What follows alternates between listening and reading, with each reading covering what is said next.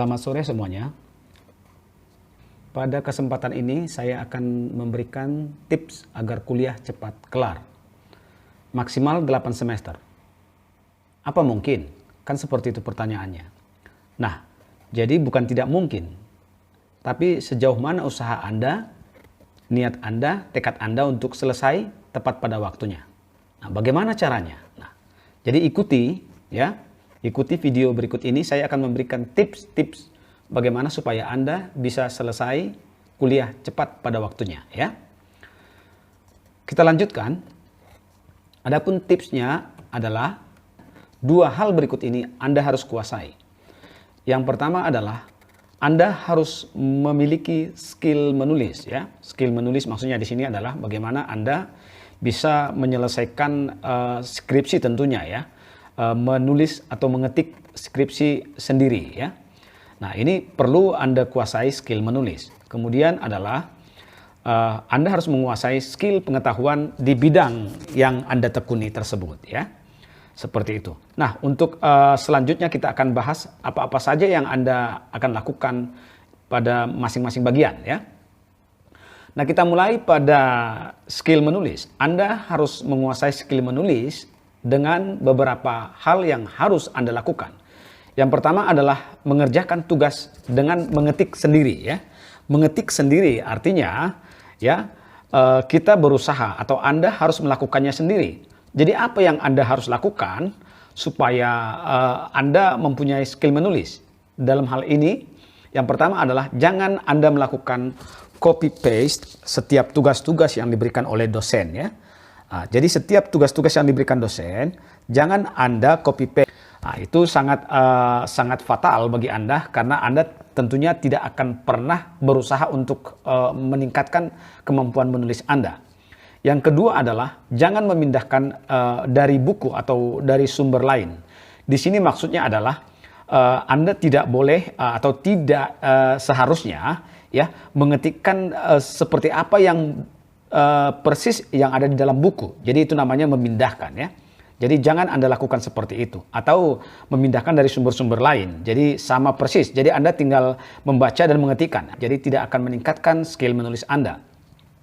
Yang ketiga adalah jangan menuliskan ide orang lain. Nah, maksudnya di sini adalah jangan menuliskan ide orang lain. Mungkin Anda punya teman atau punya sahabat yang memberikan ide-ide persis seperti apa yang diucapkannya, diutarakannya. Anda langsung mengetik, jangan, karena ini juga tidak akan melatih Anda untuk menuliskan ide-ide tersebut. Nah, jadi bagaimana Anda bisa menulis sendiri, ya, seperti itu. Jadi tiga hal ini jangan dilakukan. Jadi cukup Anda membaca buku, membaca sumber-sumber, meminta pendapat dari teman atau diskusi dengan teman, kemudian menuangkannya dengan bahasa sendiri, ya, menuangkan dengan kalimat-kalimat sendiri, menuangkan dengan ide-ide sendiri. Nah, ini yang dimaksud dengan ketik sendiri. Jadi ada originalitas dari Anda sendiri dan sekaligus untuk meningkatkan kemampuan menulis Anda, ya. Nah, berikutnya adalah jangan tunda menulis ide atau buah pikiran, ya. Nah, di sini maksudnya adalah ketika Anda mempunyai ide atau buah pikiran, maka tulislah apa yang ada di dalam pikiran Anda itu sekarang, ya. Jangan menunggu besok, jangan menunggu lusa, ya, atau jangan menunggu 1 jam berikutnya pun tentunya Anda akan bisa lupa begitu, ya. Nah, jadi apa yang ada di dalam benak Anda ketika Anda mau menulis itu langsung tulis, ya. Itu yang pertama. Yang kedua, jangan pedulikan tata bahasa. Artinya begini, kesulitan orang menulis adalah mengungkapkan kata-kata dalam tulisan dalam berupa tata bahasa itu sangat banyak kesulitan, gitu, ya. Jadi di sini karena kita mulai menulis, jangan Anda pedulikan dulu tata bahasa. Pokoknya tulis saja dulu, ya. Ditulis, nanti kan ada waktu untuk memperbaiki. Kemudian juga jangan Anda hiraukan dulu urutan kalimat atau aturan DM diterangkan menerangkan atau MD menerangkan diterangkan. Pokoknya Anda tulis dulu seperti itu, ya. Atau apapun yang menghambat, ya, hal-hal yang menghambat tentunya kan ini banyak pertimbangan-pertimbangan yang menggagalkan kita untuk menulis. Nah, itu jangan Anda hiraukan dulu. Pokoknya menulis, ya. Kemudian yang ketiga adalah tuangkan semua ide atau buah pikiran dalam bentuk paragraf. Jadi satu ide itu satu ide pokok untuk satu paragraf. Tuangkan dulu. Jadi nanti misalnya Anda mempunyai ide ya untuk menuliskan sesuatu, cari ide pokoknya dulu. Jadi ide pokoknya di paragraf ini apa, di paragraf berikutnya apa, dan seterusnya. Nah, kemudian itu nanti kalau sudah Anda buat, nanti pengembangannya akan dapat dilakukan dengan cepat ya. Seperti itu. Nah, kemudian berikutnya adalah bagaimana Anda meningkatkan skill menulis adalah kembangkan tulisan Anda. Tadi kan di paragraf-paragraf Anda sudah buatkan ide-ide pokoknya. Maka tahapan berikutnya adalah paragraf-paragraf yang sudah ada ya, yang sudah ada ide pokoknya, kita uraikan atau kita perjelas dengan kalimat-kalimat penjelas ya. Kalimat-kalimat penjelas di sini maksudnya adalah bagaimana kalimat ide pokok tersebut itu lebih jelas maksudnya dengan kalimat-kalimat penjelas berikutnya, seperti itu ya. Nah, kemudian berikutnya adalah tambahkan hal-hal yang penting yang dapat mendukung ide utama tersebut ya. Seperti misalnya data ya, ukuran-ukuran yang mungkin bisa membantu ya pemahaman atau mendukung ide pokok, kemudian parameternya, kemudian tabel bisa berupa tabel atau gambar atau grafik ya. Atau keterangan-keterangan lain barangkali ya. Ya bisa saja Anda tambahkan seperti itu untuk mendukung ide pokok ya, seperti itu. Kemudian baca kembali tahapan yang Anda tulis. Jadi setelah Anda menuliskan tadi ya sudah selesai gitu, atau mungkin belum selesai tapi mungkin 2-3 paragraf sudah selesai, Anda berhenti dulu. Nah, kemudian baca kembali ya. Tapi tidak diharuskan pada saat itu. Artinya Anda bisa nanti istirahat dulu kemudian baca lagi ya. Nah, membaca kembali apa yang ditulis ya. Anda bisa mengevaluasi diri sendiri seperti itu. Karena di saat Anda membaca yang kedua kali, itu akan Anda pahami atau Anda akan lihat kelemahan-kelemahan di mana tulisan Anda itu ya. Apakah dari sisi tata bahasanya nanti akan muncul sendiri ya, atau mungkin ada pilihan kata yang tidak cocok akan Anda gantikan seperti itu ya. Mintalah teman untuk membaca tulisan Anda itu. Kemudian teman itu tentunya akan memberikan masukan-masukan ya, sesuai dengan pemahaman yang akan diberikan oleh teman Anda itu. Kemudian yang ketiga adalah minta bantuan dosen atau guru atau mungkin pihak lain atau seseorang ya yang Anda kenal yang tentunya skill menulisnya lebih baik begitu ya. Nah, jadi seseorang itu akan membaca tulisan Anda dan tentunya akan memberikan masukan-masukan sehingga tulisan itu bisa lebih baik atau bisa diperbaiki seperti itu ya. Jadi hal-hal itu yang perlu. Kemudian usaha yang akan Anda lakukan berikutnya adalah lakukanlah latihan menulis ya. Latihan menulis di sini maksudnya adalah tidak harus karena ada tugas. Kalau tadi ada tugas ya. Jadi mulailah menulis dengan target misalnya ya 1 halaman atau 5-10 paragraf per hari ya. Kalau seandainya Anda mulai melatih seperti ini, nanti Anda tentunya akan meningkat ya kemampuannya. Kemudian tingkatkan lagi menjadi 2 atau 3 halaman per hari ya. Nah, nanti sampai nanti suatu waktu Anda akan mahir menulis dalam jumlah halaman yang cukup banyak seperti itu ya. Nah, inilah hal-hal yang harus Anda lakukan di dalam skill menulis ya. Kemudian berikutnya adalah cobalah untuk menulis artikel sederhana ya. Jadi di saat Anda sudah mempunyai kemampuan untuk menulis yang lebih baik dari semula, maka coba untuk menulis artikel yang sederhana dulu ya. Nah, menulis artikel misalnya 5-10 paragraf ya tentang COVID-19 ya. Seperti itu. Anda tuangkan dulu ide-ide atau pemahaman Anda. Mungkin setelah Anda membaca literatur, kemudian Anda akan menuliskan dengan bahasa sendiri. Selain itu, yang berikutnya adalah ikuti sistematika penulisan ilmiah atau penulisan skripsi. Artinya, di sini pada saat Anda sudah mulai mempunyai skill menulis, ya, Anda coba mengikuti sistematika penulisan ilmiah ya, skripsi. Karena nanti sasarannya kan pasti ke sana ya. Sasarannya adalah bagaimana Anda menyelesaikan skripsi dengan mudah, dengan cepat ya, seperti itu. Nah, kemudian ya, selain skill menulis, tentunya seorang mahasiswa diharuskan mempunyai skill pengetahuan di bidangnya. Di bidangnya di sini maksudnya adalah di mana Anda mengambil bidang ya, perkuliahan seperti itu. Nah, apa-apa saja yang Anda harus lakukan di sana? Yang pertama adalah fokus pada perkuliahan ya, fokus pada perkuliahan. Nah, seperti apa maksudnya di sini ya? Jadi tentunya yang pertama adalah Anda harus mengikuti perkuliahan dengan sungguh-sungguh ya. Jangan sering bolos ya. Nah, kemudian semua bahan-bahan perkuliahan tentunya harus Anda punya atau Anda miliki ya. Nah, kemudian berikutnya adalah tidak melakukan kegiatan yang dapat mengganggu perkuliahan. Tidak mengganggu melakukan kegiatan yang mengganggu perkuliahan. Nah, misalnya ada kegiatan-kegiatan hobi di luar ya perkuliahan. Tentunya ini akan menyita waktu Anda, menyita pikiran Anda, menyita mungkin segalanya akan membuat Anda tidak fokus kepada perkuliahan. Jadi hindarkan hal-hal seperti itu ya. Nah, kalau seandainya Anda melakukan kegiatan yang ringan-ringan itu oke-oke saja seperti itu ya. Tapi jangan sampai melakukan gangguan-gangguan yang cukup berarti ya. Seperti itu. Kemudian berikutnya adalah gunakan waktu secara maksimal untuk belajar ya. Gunakan waktu secara maksimal untuk belajar. Nah, apa saja di sini yang Anda harus lakukan? Nah, jadi di sini maksudnya yang pertama adalah belajar bukan hanya saat kuliah saja. Jadi ketika Anda kuliah, Anda baru belajar. Ketika tidak kuliah, Anda tidak belajar. Jangan ya, seperti itu ya adalah satu kekeliruan ya. Nah, itu yang pertama. Yang kedua, belajar di rumah atau di tempat kos atau di mana saja ya. Minimal 7 jam sehari.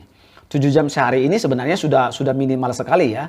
Nah, kalau Anda misalnya kuliah satu hari hanya 3 jam, ditambah 7 masih 10 jam ya. Padahal hari Anda 24 jam. Nah, tidur 8 jam. Nah, jadi sisanya kemana gitu ya. Nah, kemudian berikutnya adalah membuat grup belajar atau grup diskusi dengan teman ya, beberapa orang ya seperti itu. Buatlah grup belajar atau grup diskusi ya. Di sini sangat penting karena tentunya banyak hal-hal yang bisa Anda lakukan di saat belajar bersama. Si A mempunyai kelebihan, pemahaman, pengetahuan, demikian juga si B dan si C seperti itu ya.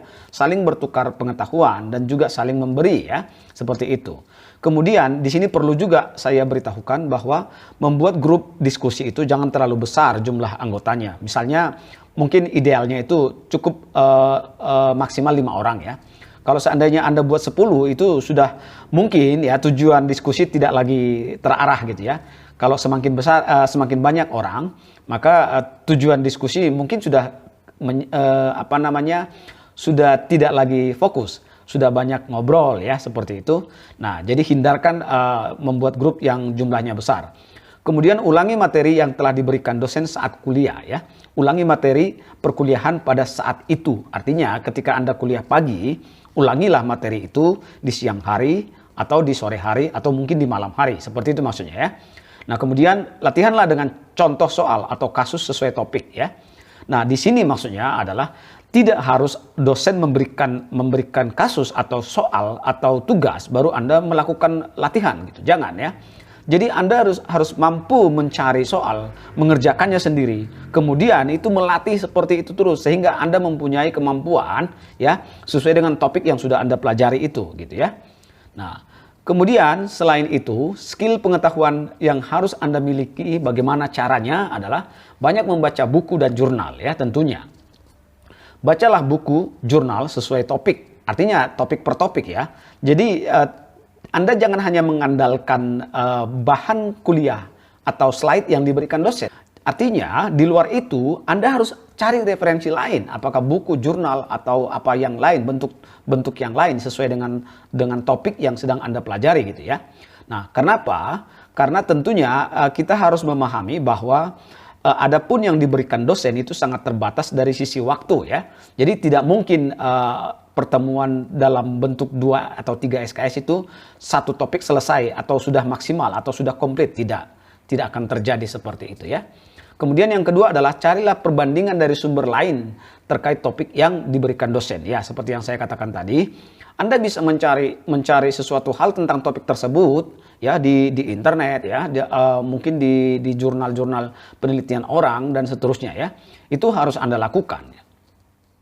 Kemudian berikutnya adalah pilihlah bidang peminatan sesuai dengan ketertarikan di semester 5. Artinya begini, Anda harus memilih bidang minat ya yang Anda ingin tekuni. Tentunya yang harus Anda tertarik begitu ya, atau minat Anda di sana gitu. Jadi harus disesuaikan. Kalau tadi semester 1 sampai semester 4 itu kan mata kuliah yang umum secara bersama-sama itu diambil oleh setiap mahasiswa gitu ya. Memang itu dasarnya, dasar dari semua ilmunya nanti untuk peningkatan ke peminatan itu semuanya di semester 1 sampai semester 4. Tetapi ketika masuk peminatan, pilihlah salah satu peminatan ya. Nah, artinya Anda harus fokus di satu peminatan tersebut. Nah, berikutnya adalah fokus pada mata kuliah pilihan yang satu peminatan yang sudah dipilih. Nah, artinya ketika Anda sudah memilih peminatan A, maka mata kuliah peminatan A itulah yang Anda harus ikuti semester 5, semester 6, semester 7 sampai nanti selesai ya. Jangan diambil peminatan A tapi mata kuliah peminatan B juga Anda ambil, peminatan C juga Anda ambil. Nah, itu namanya tidak fokus ya, seperti itu. Kemudian berikutnya adalah ikuti kegiatan-kegiatan ilmiah terkait peminatan yang dipilih. Barangkali di kampus ada kegiatan seminar ya, ada bedah buku atau mungkin kegiatan-kegiatan yang lain yang terkait peminatan Anda. Anda bisa ikuti seperti itu ya. Kemudian berikutnya adalah setelah tadi Anda masuk ke peminatan di semester 5, maka di semester 6 apa yang Anda lakukan? Jadi kuliah di semester 6 ya, tentunya skill pengetahuan Anda di bidang tersebut atau peminatan tersebut harus sudah kuat ya. Nah, itu yang Anda harus pastikan. Kemudian di semester ini juga Anda harus sudah fokus pada metode-metode atau algoritma-algoritma yang suatu yang Anda minat ya, atau yang Anda tertarik ya terkait metode atau algoritma tersebut. Kalau Anda tertarik, maka dalamilah contoh-contoh kasus yang diberikan di kelas, mungkin dosen atau saat Anda kuliah daring ya, diberikan contoh-contoh kasus seperti itu. Coba Anda dalami itu ya, didalami, kemudian dicari referensi-referensi yang ada di internet atau di buku atau di jurnal ya. Kemudian amati sekitarmu juga ya. Sekitar itu apa? Seperti lingkungan, instansi, organisasi, masyarakat, dan kasus-kasus apa yang dapat diselesaikan dengan metode-metode yang tadi yang sudah Anda pelajari di perkuliahan gitu ya. Nah, kalau seandainya sudah ada yang matching gitu ya, jadi ada metodenya sudah Anda pahami, kemudian kasusnya cocok untuk diselesaikan dengan metode tersebut, maka ini suatu pertanda bahwa Anda mempunyai satu ide atau topik untuk diangkat menjadi satu penelitian, seperti itu ya. Nah, kemudian bila ada, diskusikanlah dengan dosen terkait, minta arahan, masukan ya terkait topik yang Anda dapatkan tadi dan metodenya itu. Jadi nanti supaya dosen bisa memberikan masukan-masukan, seperti itu ya. Jika belum ada misalnya ya, jika belum ada hal-hal seperti tadi, belum ada yang nyangkut gitu ya, metodenya, algoritmanya, belum juga ada kasusnya gitu ya. Ya mungkin Anda harus serius lagi di semester 7 begitu ya. Nah, kita lihat perkuliahan di semester 7 apa yang harus Anda lakukan. Nah, di semester 7 ya, seharusnya Anda minimal sudah punya topik. Jadi kan perkuliahan tingkat lanjutan, peminatan berikutnya itu sudah lebih dalam lagi ya. Jadi seharusnya Anda sudah punya topik di semester 7. Jadi kasus yang akan diselesaikan apa dan metodenya apa seharusnya sudah ada gitu ya. Nah, itu yang penting. Jadi usahakan di semester 7 paling lambat Anda sudah punya gambaran topik. Nah, metodenya dan kasusnya ya. Nah, kemudian diskusikan dengan dosen terkait ya, dengan dosen terkait tentunya yang membidangi itu tadi ya. Kemudian ya akan diberikan nanti pandangan-pandangan oleh dosen terkait tersebut, apakah dinyatakan layak diangkat sebagai bahan penelitian atau tidak ya. Nah, ketika misalnya masukan itu sudah Anda terima, maka tentunya kalau dinyatakan sudah layak, berikutnya adalah mulailah menulis outline. Loh, kenapa semester 7 mulai menulis outline? Tidak masalah ya. Seandainya nanti di semester 8 misalnya Anda ajukan, tidak masalah. Tapi Anda tulis dulu outline-nya. Nah, ketika Anda menulis outline atau gambaran-gambaran atau proposal ya, maka tentunya ya Anda tetap diskusi dengan dosen terkait. Supaya dosen tersebut memberikan arahan-arahan, ya masukan-masukan supaya lebih baik ya, seperti itu. Jadi Anda nanti semakin siap di semester 8 itu sudah punya proposal atau outline ya, seperti itu. Nah, seandainya misalnya di semester 7 minimal sudah punya topik, anggaplah belum mengajukan outline. Apa yang Anda lakukan di semester 8? Ya, jadi tadi topik sudah ada, maka tentunya Anda harus membuat proposal ya atau outline di semester 8 dan mengajukannya. Jadi minimal di semester 8 itu sudah mengajukan proposal atau outline di awal semester. Itu maksudnya ya. Pada semester 8 yang sama, Anda harus sudah mengerjakan skripsi tersebut. Ya. Artinya, di awal semester ketika proposal sudah diterima, maka pengerjaan skripsi harus sudah dilakukan. Karena skripsi itu 4 bulan, 5 bulan bisa selesai ya. Karena tadi semester 7 Anda sudah menguasai metodenya gitu ya. Kemudian di akhir semester seharusnya Anda sudah seminar hasil dan sidang ya. Di akhir semester. Seperti itulah tips yang bisa saya berikan bagaimana Anda bisa selesai perkuliahan dengan cepat. Jadi jika misalnya ini Anda terapkan pada perkuliahan dari awal semester Anda masuk, maka saya yakin 8 semester Anda bisa selesai. Demikian materi dari saya. Semoga ini bermanfaat bagi Anda semuanya. Terima kasih dan selamat sore.